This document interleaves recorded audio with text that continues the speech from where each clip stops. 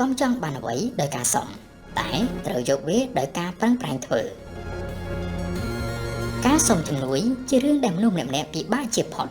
ប៉ុន្តែមុននឹងលេបដៃសុំជំនួយពីអ្នកដទៃត្រូវសួរខ្លួនឯងថាតើយើងប្រឹងប្រែងអស់លទ្ធភាពហើយឬនៅប៉ុន្តែយើងមិនមែនជាទេវតាអាចជប់អ្វីៗឲ្យចេញមកបានតាមចិត្តទេម្ល៉េះហើយមានរឿងជាច្រើនដែលយើងមិនអាចធ្វើបានហើយតម្រូវឲ្យយើងទៅសុំជំនួយពីអ្នកដទៃតែក៏ត្រូវប្រកាសថា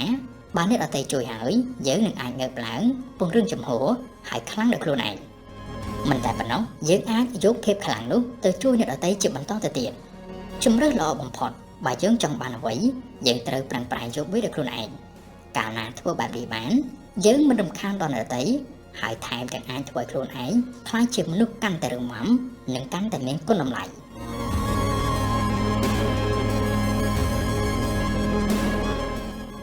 ទី5កុំរងចាំតតែអ្វីៗ